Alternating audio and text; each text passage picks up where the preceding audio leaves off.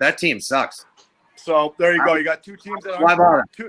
they're never really competitive, and now there's two who are flat out not going to be competitive, period. So yeah, and we get Trevor Siemian next week.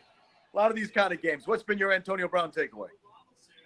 Well, my take was, first of all, got to feel happy for the guy. You know, guy's had a lot of tough breaks here these last couple of weeks, and it seems like right now he's really picking things up, getting out there on the football field. I didn't want him to play today. I know Fitzy disagrees, but I didn't want him to play because this investigation, I feel like, needs to at least begin. And before it starts, just keep him off the field. You don't have to cut him. You don't have to, throw him out on the street. You don't have to take his money away. But I don't know. I mean, I just feel like, there's some shit that's going to come out with him that's going to be really tough to read, and it's going to be plastered all over SportsCenter and our show and everywhere else, and everyone's going to be talking about it.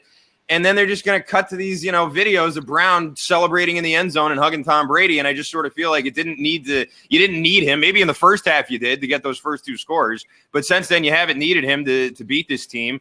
And, you got Trevor Siemian next week. Bill said he didn't know the offense. Like, I was okay with him not playing, and I wish he hadn't. But I also wish they never picked him up in the first place. So, I'm with that. I never wanted them to pick him up. Right. I never wanted them to come within a country mile of him because the guys that come – look at this defense. My God.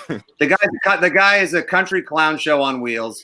And the fact that the 100th year of the NFL, the Patriots surging for a 7th title, has now been co-opted by a guy who rode a fucking hot air balloon into Hard Knocks, who went to France to freeze his feet, and who went Facebook Live before they got waxed in an AFC Championship game in this same Foxsborough, Foxs borough. What a shit! He's a complete shit show. Yeah. But at the same time, I will say this: I've got that 2007 19-0 hole in my heart, and if there's any devil that may help me plug it up, it might be the one who guarantees that mutually assured destruction is on the table all season long. So what else is there to watch and root for in what could be Brady's final season? Yeah, I think 19-0 is on the table. It was interesting today. Brady clearly, I think, tried to feed him in some situations. Yeah.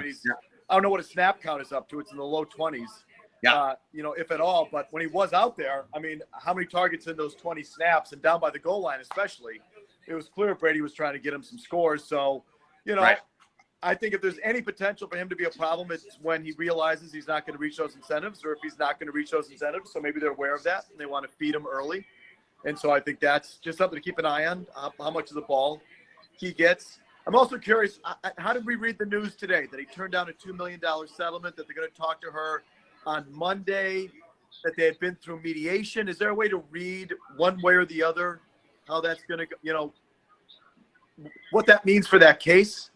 If anything, the first thing that it says to me is that he outright believed that in no way, shape, or form was he guilty of what she was claiming, and that he didn't want to part ways with $2 million cold and easy, even though that would have just made all this go away when we never would have heard about it, and then we'd still be making fun of him for all the Hard Knock shit, as opposed to DMs that, quite frankly, there's Google Translate could not possibly make anyone understand what the hell they were talking about. But all I know is it was